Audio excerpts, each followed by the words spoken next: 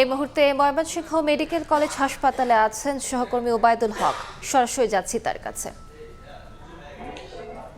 হামের প্রকোপ বাড়ায় Mymensingh medical college হাসপাতালে হাম আক্রান্ত রোগীদের চাপ বেড়েছে এবং প্রতিদিনই এই ময়মনসিংহ মেডিকেল কলেজ হাসপাতালে কিন্তু হাম আক্রান্ত শিশু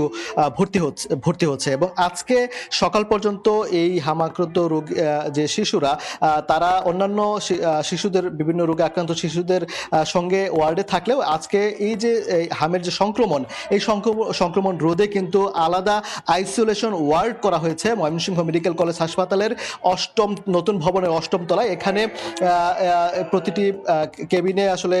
2টি বেড রয়েছে এবং এই বেডে কিন্তু 4 জন করে শিশু রয়েছে এবং যদিও এই যেহেতু রোগীর চাপ বেশি আজকে এখন পর্যন্ত এই ময়মনসিংহ মেডিকেল কলেজ হাসপাতালে 71 জন শিশু কিন্তু হাম আক্রান্ত হয়ে ভর্তি হয়েছে এবং তারা যে আমরা দেখতে পাচ্ছি যে তারা যে ওয়ার্ডের বেড এক বেডে একাধিক রোগী সহ যেহেতু রোগীর চাপ বেশি এবং এখানেও যে আইসোলেশন ওয়ার্ড এখানেও কিন্তু সংকুলন হচ্ছে না, যার কারণে রোগীরা কিন্তু বাইরের বারান্দাও কিন্তু অবস্থান নিয়েছে এবং চিকিৎসকরা যেটি বলছেন যে এখানে যেহেতু হামের চাপ বেড়েছে তারা যাতে বাইরের শিশুরা এই হামের সংক্রমণ না হয় সেজন্য কিন্তু আইসোলেশন ওয়ার্ড আজকে থেকেই চালু করা হয়েছে এবং আমি সিভিল সার্জনের সাথে কথা বলেছি, তিনি যেটি বলেছেন প্রতিটি উপজেলায় হাম যারা আক্রান্ত হচ্ছে তাদেরকে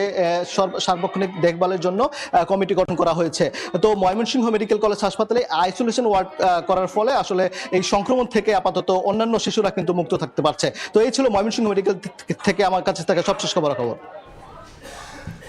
সরাসরি যুক্ত ছিলাম ময়মনসিংহ মেডিকেল কলেজ হাসপাতালে।